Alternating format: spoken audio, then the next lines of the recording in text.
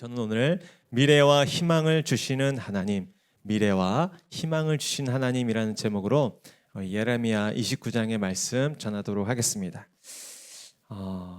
오늘 본문의 핵심 주제이자 단어는 바로 제목에도 나타나 있지만 미래와 희망입니다. 저를 따르시죠. 미래와 희망.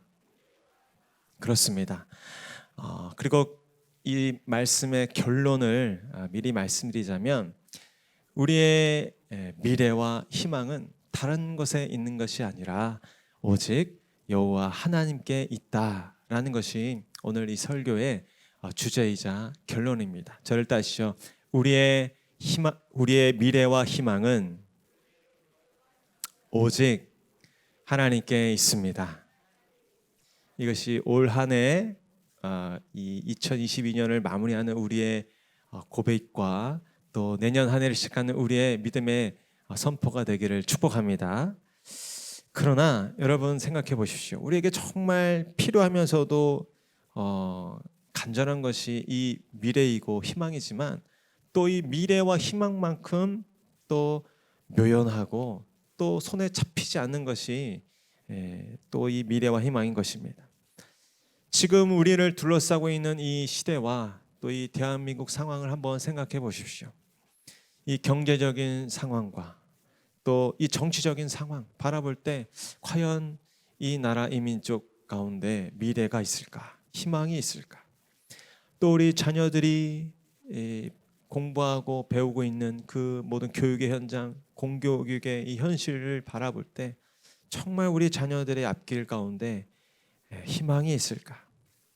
또 우리 주변에서 들려오는 이 가정에서 나타나는 이 안타까운 이 아픔과 또 분열과 다툼의 이야기, 가정이 점점 깨어지고 파괴되는 그 모습들, 또 나아가 이 시대를 점점 장악하고 있는 성 정체성의 이 혼란, 이 미혹의 상황, 또 정치 권력자들의 이 횡포와 또 이 강포를 바라보면서 과연 우리 가운데 이 미래와 희망을 말할 수 있을까?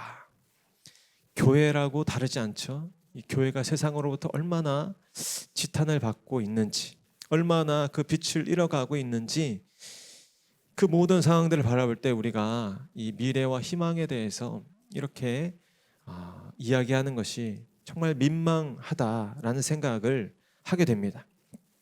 과연 우리에게 이 미래와 희망이 있는 것인가? 우리의 이 작고 초라한 인생 가운데, 우리의 이 혼란한 이 사회와 이 민족의 상황 가운데, 또 옛 그 영광을 점점 잃어버리고 있는 것만 같은 이 대한민국, 이 한국 교회 현장 가운데 과연 이 미래와 희망이 있는가? 그러나 오늘 우리 본문은 우리에게 분명하게 말씀하십니다. 미래와 희망이 있다라는 것입니다. 저를 다시요. 미래와 희망이 있다.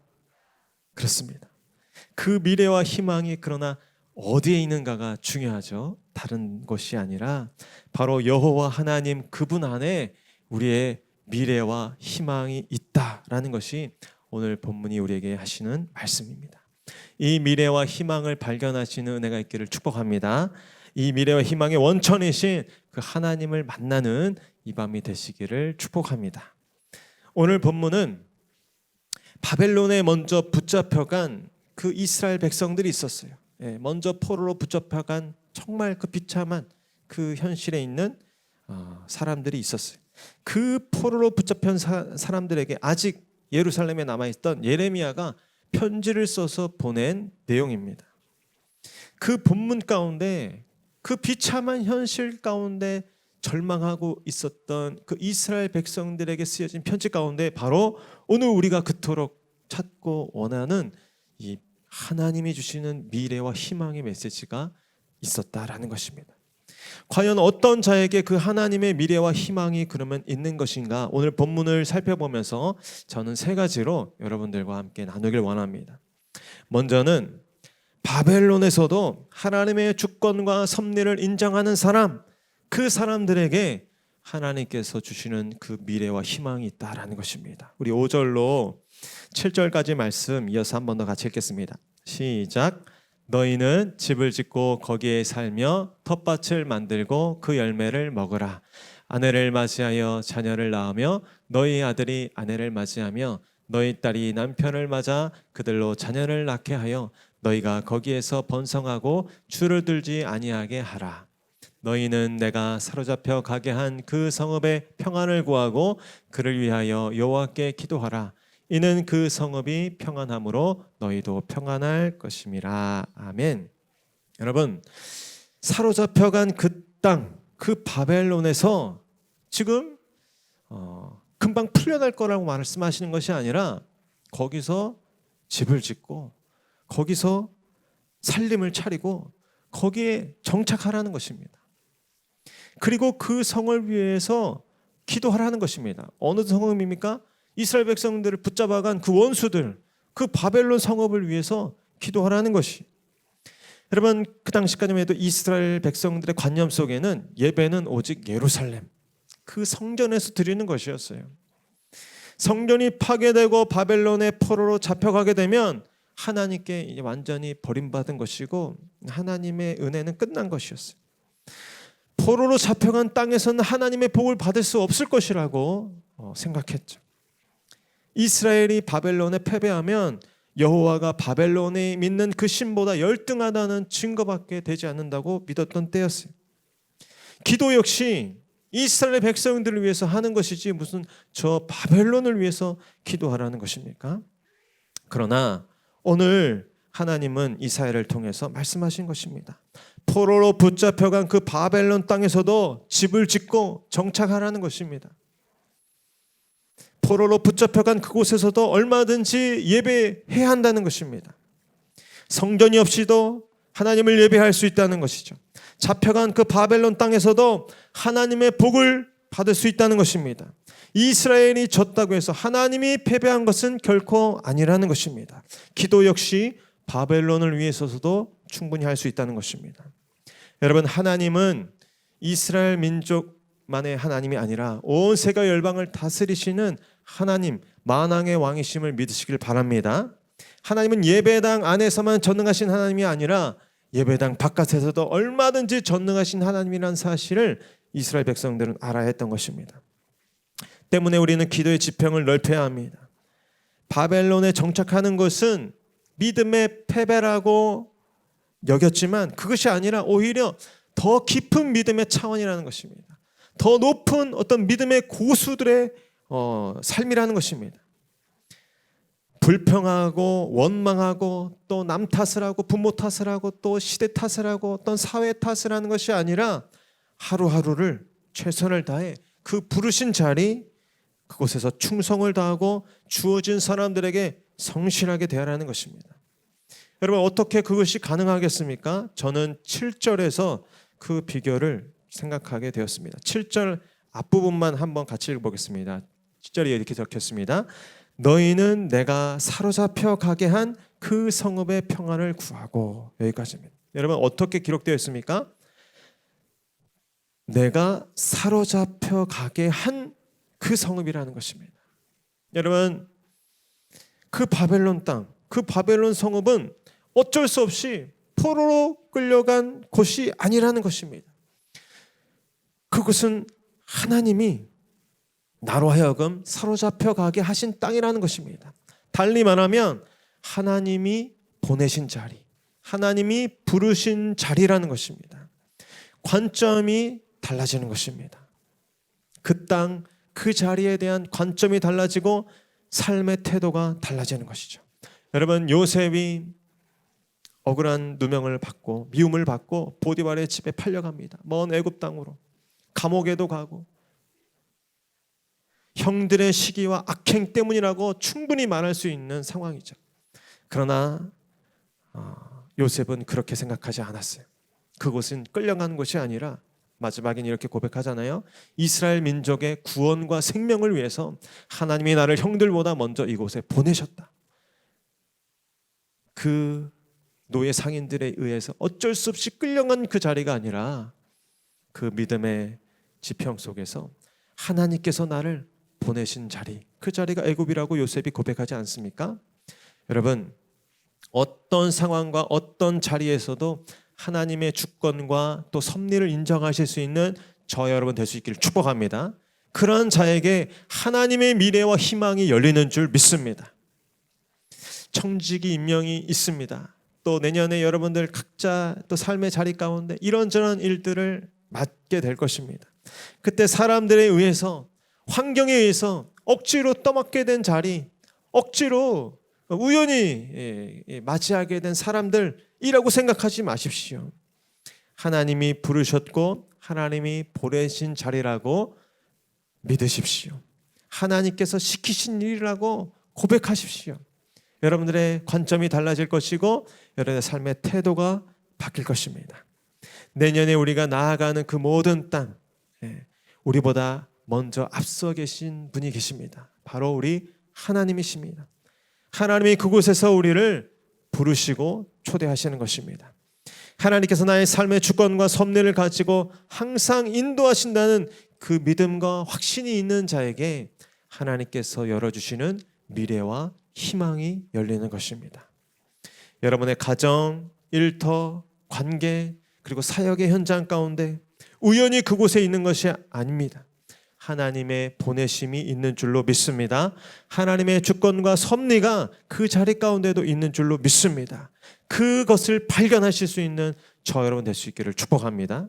이 사실을 깨닫고 인정하여 모든 삶의 현장에서 하루하루 불평과 원망과 그런 낙심이 아니라 감사와 기대와 기쁨을 가지고 그 삶의 자리 가운데 일들을 감당할 수 있는 저와 여러분 되시기를 축복합니다. 우리가 바라고 원하는 그 자리가 아닐 수도 있어요. 우리가 예상했던 그 땅이 아닐 수도 있습니다. 그러나 저는 믿습니다. 하나님이 핏값으로 택하신 여러분들 한 분 한 분이 나아가게 되고 마주하게 되는 그 모든 자리는 하나님께서 부르신 곳, 하나님께서 보내신 자리인 줄로 믿습니다. 그 자리 가운데 하나님의 섭리와 주권을 발견할 수 있게 되기를 축복합니다. 또한 그 하나님이 열어주시는 미래와 희망으로 나아가는 사람들은 어떤 사람들입니까? 거짓 선지자들의 달콤한 말에 미혹되지 않는 사람들입니다. 우리 8절로 9절까지 말씀 한번 같이 읽겠습니다. 시작. 만군의 이와 같이 말하노라. 너희 중에 있는 선지자들에게와 점쟁이에게 미혹되지 말며 너희가 꾼 꿈도 고지 듣고 믿지 말라. 내가 그들을 보내지 아니하였어도 그들이 내 이름으로 거짓을 예언함이라. 여호와의 말씀이니라. 아멘. 하나님께서 인도하시는 그 미래, 하나님께서 열어주시는 그 희망으로 나아가는 사람들은 거짓 선지자들의 그 달콤한 유혹을 뿌리치는 사람들이 되어야 한다는 것입니다. 참과 거짓을 분별하는 것이 너무나도 중요하죠. 거짓 선지자들은 이렇게 미혹하는 것입니다. 무조건 해방될 것이다. 무조건 이길 것이다. 무조건 잘 될 것이다. 2년만 버티면 금방 끝날 것이다. 이렇게 얘기하는 것이. 그러나 참 선지자는 이렇게 말하는 것입니다. 회개해야 이기는 것이다. 돌이켜야 사는 것이다. 바르게 행할 때 하나님의 복을 받는다. 여러분, 2년이면 금방 끝난다는 말이 하나님의 말씀이었으면 좋겠는 것이 우리의 인지상정입니다. 그러나 그것은 어떻게 보면 이 인스턴트 같은 이 말씀이에요. 패스트푸드 같은. 결국 살펴보면 그 뿌리가 인간의 욕망과 그 소원, 조급함 가운데 있는 것입니다. 참 선지자는 이렇게 얘기하는 것입니다. 모든 때의 시종은 하나님께 달려있다. 하나님이 70년이라고 하면 70년인 것이다. 내가 아무리 좋게 말하려고 한다 해도 그것을 부인할 수 없다라는 것이죠. 금방 풀려날 것이다. 쉽게 풀려날 것이라는 헛된 꿈을 내려놓으라는 것입니다. 그것은 헛된 희망이라는 것입니다. 헛된 희망을 버리고 그럼에도 불구하고 끝내 견디고 살아남는 것, 그것이 믿음이라는 것입니다. 절망 넘어 희망을 바라보는 그 믿음으로 우리는 꿋꿋이 헤쳐나가야 한다는 것입니다. 여러분, 올 한 해를 마무리하며 내년 한 해를 열어갈 때, 그래서 우리는 지난주에 강조해서 말씀드린 것처럼 나를 흐뭇하게 하고 또 나를 들뜨게 하고 나를 이렇게 비행기 태우는 그런 말, 그런 관계는 오히려 조심해야 합니다. 내가 듣고 싶은 말만 듣지 않도록, 내가 듣고 싶은 말에 내 삶이 매이지 않도록 주의해야 하는 것이죠. 자칫 그러한 태도는 하나님을 따르게 하는 것이 아니라 내 욕망과 또 이 세상의 유혹을 따라가게 하기 때문입니다. 마태복음 7장 13절로 15절에 이렇게 경고하고 계십니다. 우리 하나님 말씀 한번 같이 읽겠습니다. 시작. 좁은 문으로 들어가라. 멸망으로 인도하는 문은 크고 그 길이 넓어 그리로 들어가는 자가 많고, 생명으로 인도하는 문은 좁고 길이 협착하여 찾는 자가 적음이라. 거짓 선자들을 삼가라. 양의 옷을 입고 너희에게 나오나 속에는 노략질하는 일이라. 아멘. 우리는 이 말씀이 경고하는 것처럼 먼저 겸손히 깨달아야 합니다. 우리의 본성은 넓은 길, 편한 길, 쉬운 길을 택하기 쉽다는 것. 그러나 우리는 오히려 멸망으로 인도하는 문은 크고 그 길이 넓지만 생명으로 인도하는 문은 좁고 길이 협착하다는 이 성경의 가르침을 귀 기울여서 어디가 넓은 길인가, 어디가 편한 길인가, 어디가 높임받는 길인가, 어디가 칭찬받는 길인가를 찾고 구하기보다 어디가 좁은 길인가, 어디가 협착한 길인가, 어디가 좁은 문인가를 묻고 분별할 수 있는 사람들이 되어야 할 줄로 믿습니다. 우리의 기도가 세상 사람들의 그 간구와 소원과는 여기서 달라지는 것이죠. 세상 사람들은 잘 되는 길, 성공하는 길, 빠르게 가는 길이 좋은 길이지만 우리는 좁더라도 협착하더라도 하나님과 함께 가는 길, 하나님의 뜻을 이루는 길, 하나님의 영광을 구하는 그 길이 복되고 바른 길이라는 사실을 믿는 사람들인 줄로 믿습니다. 그래서 당장 잘 되고 성공하고 승진하고 출세하는 것은 오히려 조심스러운 것입니다. 오히려 독이 될 수 있다고 우리는 경계하는 것이죠. 느리더라도 하나님의 뜻을 찾으며 두드리며 또 때로는 돌아가더라도 하나님의 길을 가리라 굳게 결심하고 그 길을 향해 찾고 나아가시는 그 지치지 않는 용기와 담대함이 저 여러분에게 있기를 축복합니다. 그러한 자에게 세상이 주는 형통, 그러나 끝이 좋지 않은 그것이 아니라 정말 하나님께서 열어주시는 미래와 희망이 열릴 줄로 믿습니다. 마지막으로 어떤 사람에게 그 미래와 희망이 있습니까? 하나님의 선하심을 끝까지 신뢰하며 기다리는 사람들에게 그 미래와 희망이 있다라는 것입니다. 저를 다시 하나님의 선하심을 끝까지 신뢰하며 기다리라. 아멘. 우리 10절 말씀 11절까지 한번 같이 읽겠습니다. 시작. 여호와께서 이와 같이 말씀하시니라. 바벨론에서 70년이 차면 내가 너희를 돌보고 나의 선한 말을 너희에게 성취하여 너희를 이곳으로 돌아오게 하리라. 여호와의 말씀이니라. 너희를 향한 나의 생각을 내가 아나니 평안이요 재앙이 아니라 너희에게 미래와 희망을 주는 것이니라. 아멘. 여러분, 하나냐와 같은 거짓 선지자들은 2년을 말하는데 지금 예레미야는 70년을 하나님의 뜻이라고 말씀하는 것입니다. 그 상황 가운데서 이 예레미야의 70년을 인정하고 받아들이는 것이 쉽지 않았을 것입니다. 그러나 하나냐의 2년이 아니라 예레미야의 70년을 하나님의 뜻으로 분별하고 인정하는 것이 복인 줄로 믿습니다. 그리고 그것이 빠른 길인 것입니다. 이 70년의 세월은 사실 고역이죠. 사실 불행입니다. 사실 아픔입니다. 하나님이 계시다면 정말 어떻게 이럴 수 있는가? 그분은 우리를 사랑하지 않거나 관심이 없거나 무능하신 분이 아닌가라고 생각할 수 있는 상황입니다. 여러분, 그러나 그렇지 않습니다. 하나님의 말과 그분의 뜻은 선하다라는 것이 오늘 성경의 증언인 줄로 믿습니다. 어떻게 10절에 기록되었습니까?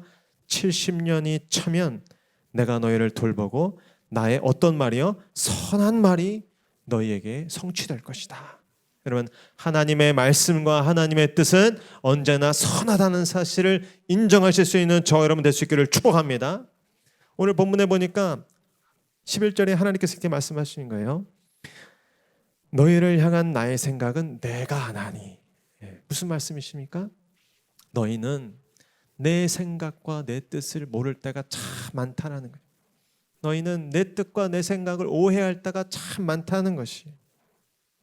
그래서 할 수 없이 내가 나의 생각을 너희에게 가르쳐 주는데 그것은 재앙이 아니라 평안이다라는 것입니다. 여러분, 우리가 같이 한 입을 돋보자는 한 배우자의 마음도 잘 알 수 없잖아요. 우리가 그렇게 아파서 낳아서 키운 자녀들의 그 마음과 생각도 잘 모르는 것이 우리입니다. 그러니 우리가 어떻게 하나님의 생각과 마음을 알겠습니까? 많은 경우에 우리는 하나님을 모르고 또 하나님을 오해하기 쉬운 것입니다. 그래서 우리는 우리의 감정과 기분과 우리의 생각을 믿기보다 하나님의 말씀을 믿어야 하는 것이죠. 그런데 오늘 이 하나님의 말씀에 직접적으로 이렇게 말씀하시길 하나님께서 어떻게 말씀하시냐? 너희를 향한 나의 생각을 내가 아나니 평안이요 재앙이 아니다라는 것입니다. 따라하시죠. 하나님의 생각은 평안이요 재앙이 아니니라. 여러분, 이 사실을 믿으시길 바랍니다. 근데 어떤 경우가 생긴다고요? 우리가 눈에 보기에는 이건 재앙이에요. 이건 영락없는 실패예요. 이건 영락없는 시간 낭비고 내 인생의 정말 저주 같아요. 그런데 그 오해일 수 있다는 거예요. 하나님은 오히려 우리에게 그것이 재앙이 아니라 하나님의 평안이라고 말씀하시는 것입니다.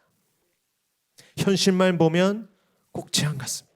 코로나라는 이 상황만 떼서 보면, 또 우리 집의 이 경제적인 상황만 보면, 또 우리 사랑하는 가족들이 아파하는 그 모습만 보면, 또 이 사회에 일어나고 있는 온갖 이 부조리와 이 부당한 소식들을 접하다 보면 분명 하나님의 재앙 같아요. 하나님의 실수, 하나님의 실패 같아요. 그러나 그렇지 않다는 것입니다. 하나님의 뜻은 언제나 평안이라는 것, 우리의 감정과 우리를 둘러싼 이 눈에 보이는 현실과 상황을 넘어서 우리가 고백해야 할 믿음의 선포인 줄로 믿습니다. 거짓 선지자들처럼 평안한 일만 있기 때문에 평안한 평안이 아니에요. 꼭 우리 눈에는 실제적으로 객관적으로 재앙 같은 일들이 정말 일어나지만, 그러나 하나님의 더 큰 평안이 있다는 것입니다. 왜 그렇습니까? 성도에게 허락된 모든 고난과 시련이 결코 하나님의 통치와 다스림을 벗어날 수 없기 때문입니다. 하나님은 무임해 보이고 또 때로는 무가치해 보이고 때로는 우리에게 해로워 보이는 그 일들을 통해서도 보이지 않는 손으로 우리를 연단하시고 우리를 정결하게 하시고 또 우리를 더욱 강하고 성숙하게 하실 수 있는 분이시기 때문입니다. 그러니 그런 모든 과정과 상황들이 당장에 우리 눈앞에 보기에는 재앙처럼 보인다고 해서 마냥 재앙이라고 우리는 여길 수 없는 것입니다. 이스라엘 역시 이 70년의 바벨론 포로 기간을 통해서 귀중한 연단을 받았습니다. 그릇된 선민 의식으로부터 말미암는 그 방탕과 우상 숭배가 철저한 악이라는 사실을 뼈저리게 깨달았을 것입니다. 더 이상 하나님께서는 성전에 갇혀 계신 분이 아니고 온 땅 가운데, 열방 가운데 찬송과 예배를 받으시는 분이라는 사실을 똑똑히 깨달았을 것이. 하나님께서는 이스라엘만의 하나님이 아니라 온 열방과 이 바벨론 온 제국을 다스리고 통치하시는 만왕의 왕이라는 사실을 분명히 배워 알았을 것입니다. 포로로 붙잡혀 왔지만 하나님의 선하심과 그분의 뜻은 언제나 평안이었다는 사실을 믿으며 주어진 그 고달픈 포로의 때마저도 하나님이 일하시는 시간, 또 하나님이 연단하시는 시간, 하나님이 새 일을 예비하시는 시간으로 여기며 하루하루 인내하시는 자들은 마침내 하나님이 열어주시는 그 미래와 희망으로 나아가게 될 줄로 믿습니다. 그것이 오늘 주님의 약속인 것입니다. 저를 따라 선포하시길 바랍니다. 재앙이 아니라 평안입니다. 하루에도 수도 없이 우리 눈앞에는 재앙인 것처럼 보이고 실망처럼 여겨지고 실패처럼 여겨지는 그 상황 앞에서 그러나 함께 하시는 하나님을 믿고 선포하십시오. 재앙이 아니라 평안이다. 아멘. 그렇습니다. 끊임없이 우리는 이 선포로 우리의 삶의 현장 가운데 나아가야 하는 것입니다.